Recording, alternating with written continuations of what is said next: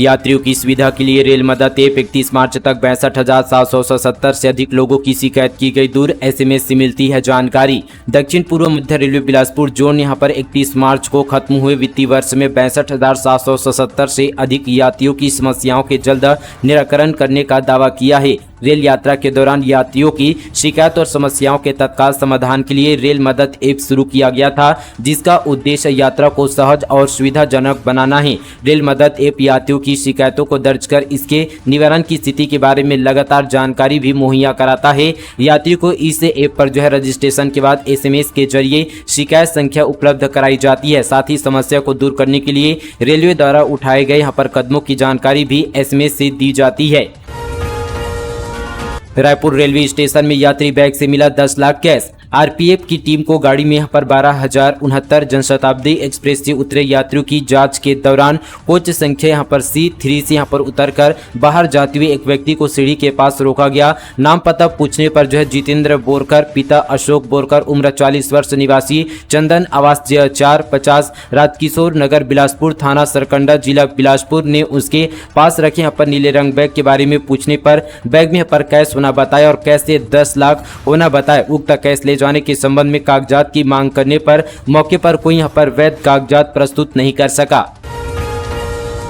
Chhattisgarh liquor scam 67 लोगों से पूछताछ करेगी ईओडब्ल्यू। इनमें रिटायर आईएएस अफसर, आबकारी विभाग के अधिकारी और शराब के डीलर। छत्तीसगढ़ के शराब घोटाले की जांच करने में जुटी ईओडब्ल्यू की टीम ने आरोपियों के खिलाफ जांच में तेजी लाई है। ईओडब्ल्यू की गिरफ्त में आए पूर्व आबकारी अधिकारी अरुणपति त्रिपाठी, कारोबारी अनवर डेबर, अरविंद सिंह से पूछताछ करने के बाद अब इस घोटाले से जुड़े 67 लोगों से पूछताछ की तैयारी में है। ईओडब्ल्यू के सूत्रों के अनुसार आने वाले दिनों में इन सभी लोगों को नोटिस जारी करके बुलाया जाएगा। इसमें रिटायर आईएएस अफसरों के अलावा आबकारी विभाग के अधिकारी और शराब के डीलर शामिल हैं।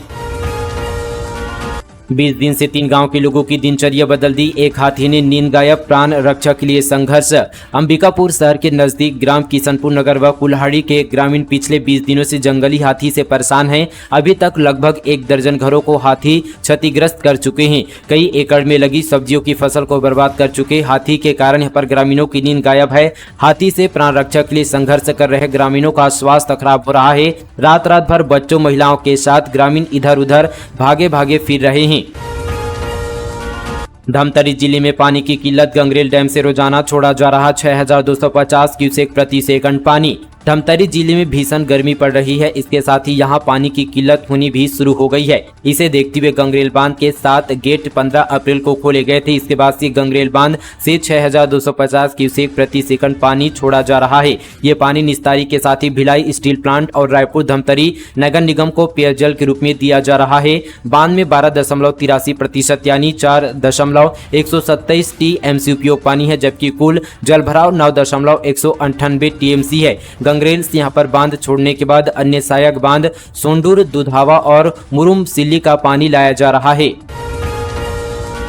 बाबा साहेब की तस्वीर को कार्यालय से निकालकर कचरे में फेंका। विरोध में हजारों की संख्या में जीआरपी चौकी पहुंचे समर्थक। दुर्ग रेलवे स्टेशन में प्लेटफॉर्म नंबर 1 पर स्थित महिला मुख्य टिकट निरीक्षक वीपी नायडू द्वारा अपने कार्यालय से डॉक्टर भीमराव अंबेडकर की तस्वीर हटाए जाने का मामला सामने आया था। महिला निरीक्षक ने निकालकर उसे कचरे में फेंक दिया था। जब यह मामला सामने आया उसके बाद बाबा साहेब के अनुयायियों ने स्टेशन में जमकर विरोध प्रदर्शन किया और अब वे धरने पर बैठ गए हैं। मिली जानकारी के अनुसार ये मामला बीते दिन का है, जब मुख्य टिकट निरीक्षक वीपी नायडू ने अपने कार्यालय से संविधान निर्माता डॉक्टर भीमराव अंबेडकर की प्रतिमा को निकालकर कचरे में फेंक दिया था। इस बात की जानकारी जब उनके समर्थकों को पता चली तो वे बड़ी संख्या में पहुंचकर स्टेशन परिसर में हंगामा किया। 29 नक्सली ढेर। भूपेश बोले फर्जी इनकाउंटर बढ़े। गृह मंत्री ने कहा जिन जवानों को गोली लगी क्या वे फर्जी हैं? बघेल ने जवानों का किया अपमान। छत्तीसगढ़ के कांकेर में मुठभेड़ में 29 नक्सली मारे गए हैं। इन पर पूर्व सीएम भूपेश बघेल का बयान सामने आया है, जिसपे वे कह रहे हैं कि जब से भाजपा की सरकार बनी है प्रदेश में फर्जी मुठभेड़ बढ़ गई हैं, जिस पर गृह मंत्री विजय शर्मा ने नाराजगी जताई है। उन्होंने भूपेश के बयान को दुर्भाग्यजनक बताया। सियासी विवाद बढ़ने पर बघेल बोले मैंने यहाँ पर बयान एनकाउंटर से पहले दिया था, मुठभेड़ की जानकारी बाद में लगी। भाजपा को इतना वोट मिलना तय। अनियमित कर्मचारी महासंघ ने दिया समर्थन। प्रदेश के अनियमित कर्मचारी महासंघ एवं कर्मचारी संगठन ने भाजपा को पूर्ण समर्थन देते हुए संघ सदस्यों को पूरे 2,80,000 वोट भाजपा को देने का मन बना लिया है।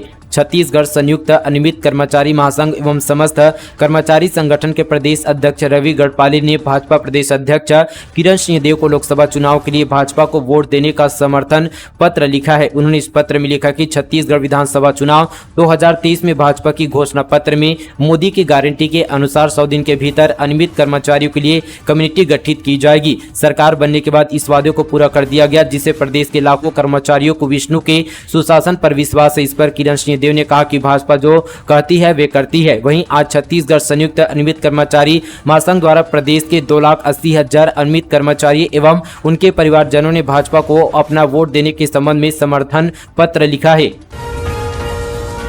बिलासपुर रायगढ़ के बीच 4 ट्रेनें रहेगी कैंसिल। 24 अप्रैल को सेक्शन की तीसरी चौथी लाइन के विद्युतीकरण का काम किया जाएगा पूरा। बिलासपुर रेलवे मंडल ने 24 अप्रैल को बिलासपुर और रायगढ़ के बीच चलने वाली 4 ट्रेनों को कैंसिल करने की जानकारी दी है। ऐसा दक्षिण पूर्व मध्य रेलवे बिलासपुर और चांपा के बीच चौथी लाइन को बिलासपुर स्टेशन से जोड़ने और इस सेक्शन में तीसरी और चौथी लाइन में विद्युतीकरण का काम कराने के लिए यहाँ पर किया जा रहा है। ये काम 24 अप्रैल 2024 को ब्लॉक लेवल पर किया जाएगा।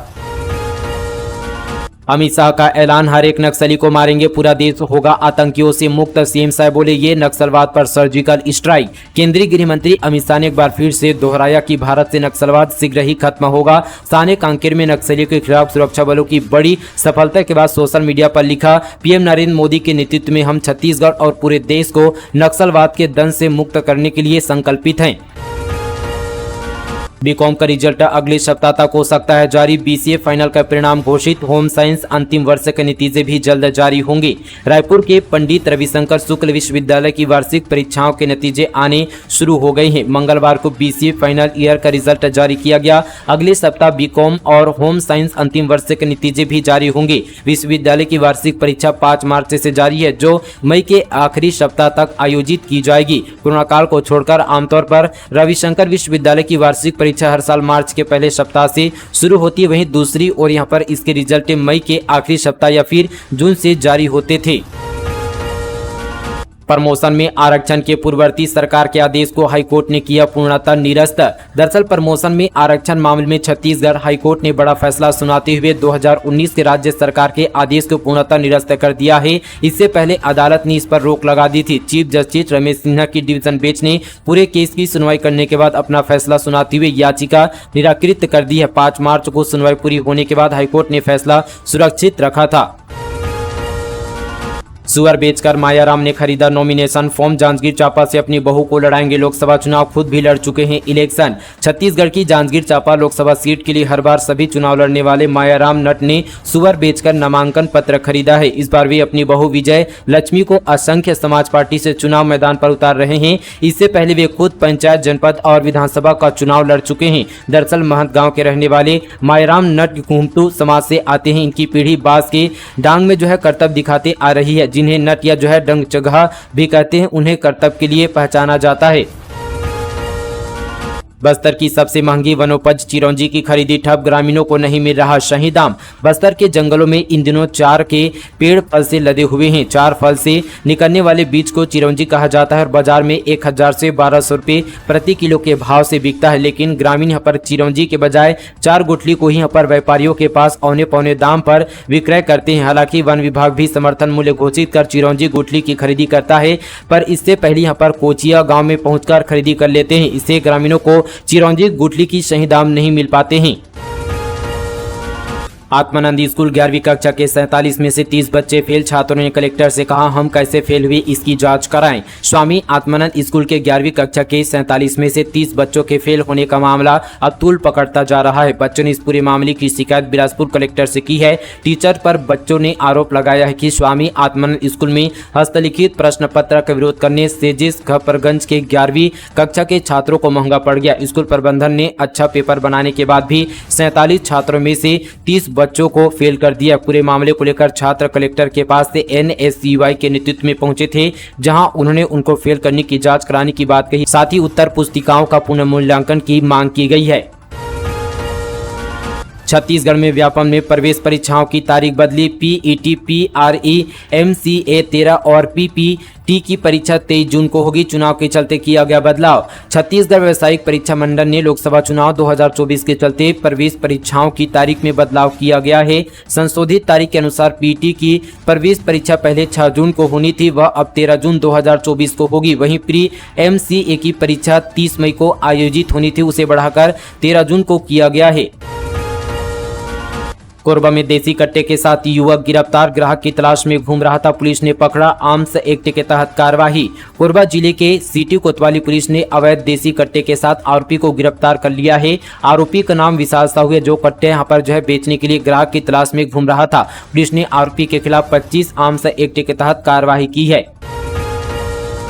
25,000 लोगों पर जल संकट। सरहदी क्षेत्र की जीवनदायिनी कन्हर नदी सूखी। जल संसाधन विभाग की बड़ी लापरवाही। बलरामपुर रामानुगंज में जल संसाधन विभाग की बड़ी लापरवाही से आखिरकार क्षेत्र की जीवनदायिनी माने जाने वाली कन्हर नदी सूख गई है। नदी के सूखने से नगर की करीब 25,000 की आबादी के सामने गंभीर जल संकट उत्पन्न होने लगा है। नगर पंचायत की जल प्रदाय व्यवस्था पूर्णतः यहाँ पर कन्हर नदी पर आश्रित है। ऐसे में नगर पंचायत के द्वारा फोकल लेन से बड़ा डबरी नदी में बनाया गया है, परंतु यहाँ भी ज्यादा दिन तक कारगर साबित नहीं होगा।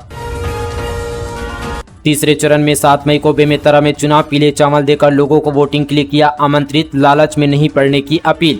बेमेतरा विधानसभा सीट दुर्ग लोकसभा क्षेत्र के अंतर्गत आती है, जहां 7 मई को तीसरे चरण में मतदान होने हैं। दुर्ग लोकसभा सीट से विजय बघेल बीजेपी प्रत्याशी और राजेंद्र साहू कांग्रेस प्रत्याशी है। 100% मतदान के लिए बेमेतरा जिले के नवागढ़ विधानसभा और जनपद पंचायत बेमेतरा के ग्राम पंचायत मोड़े, सारंगपुर, चरगवा में मतदाता जागरूकता अभियान चलाया गया। कांकेर मुठभेड़ के बाद बौखलाए नक्सली। बीजेपी नेताओं को दी चेतावनी, कहा न करे चुनाव प्रचार। छत्तीसगढ़ के कांकेर जिले में बीती रात हुई मुठभेड़ के बाद अब नक्सली बौखला गए हैं। जानकारी के मुताबिक नक्सलियों द्वारा यहां पर लोकसभा चुनाव के लिए प्रचार न करने को लेकर बीजेपी नेताओं को चेतावनी दी गई है। हाल ही में दंतेवाड़ा से जानकारी मिली है कि नक्सलियों द्वारा बीजेपी नेताओं को चेतावनी दी गई है कि बीजेपी नेताओं को चेतावनी देकर कहा गया कि बीजेपी नेता चुनाव प्रचार न करे। वहीं नक्सलियों ने चेरपाल में पर्चे भी लगाए हैं। पर्चा कर नक्सलियों ने कहा कि प्रचार करने वालों को मौत की सजा दी जाएगी। बता दें कि यह मामला दंतेवाड़ा बारसूर थाना इलाके का है, जहां नक्सलियों की इस पर्चे के बाद से ग्रामीण दहशत में आ गए हैं। वहीं बीजेपी नेताओं के लिए अब मुश्किलें बढ़ती नजर आ रही है। SC के बाद अब रायपुर स्पेशल कोर्ट से सौम्य चौरसिया को लगा झटका। खारिज हुई जमानत याचिका। छत्तीसगढ़ के कथित 500 करोड़ लेवी स्कैम मामले में जेल में बंद भूपेश सरकार सबसे ताकतवर राज्य प्रशासनिक सेवा की अफसर सौम्य चौरसिया की जमानत याचिका रायपुर कोर्ट ने खारिज कर दी है। 12 अप्रैल को कोर्ट ने जमानत याचिका पर सुनवाई करते हुए फैसला सुरक्षित रख लिया था, जिसे कोर्ट ने यहाँ पर मंगलवार को सुनाया। वहीं यहाँ पर सौम्य चौरसिया को 16 महीने पहले यहाँ पर ईडी ने कोयला घोटाले में किनपिन की भूमिका के आरोप में गिरफ्तार किया था। उसके बाद से सौम्य रायपुर के जेल में बंद है। बता दी कि सौम्य चौरसिया की वकील कैलाश भादुड़ी ने जमानत याचिका में बच्चों की परवरिश का आधार बनाया था, जिसका ईडी के वकील डॉक्टर सौरभ पांडे ने विरोध किया। बैंककर्मी ने डिप्टी सीएम अरुण साव से की शिकायत। कहा पति पत्नी के झगड़े में पुलिसकर्मियों ने उसे जमकर पीटा, खतरे में बताई खुद की जान। दुर्ग जिले में पति पत्नी के झगड़े में मोहन नगर थाने की पुलिस पर बुरी तरह से पीटने का आरोप लगाने वाले पीड़ित ने डिप्टी सीएम अरुण साव से मामले की शिकायत की।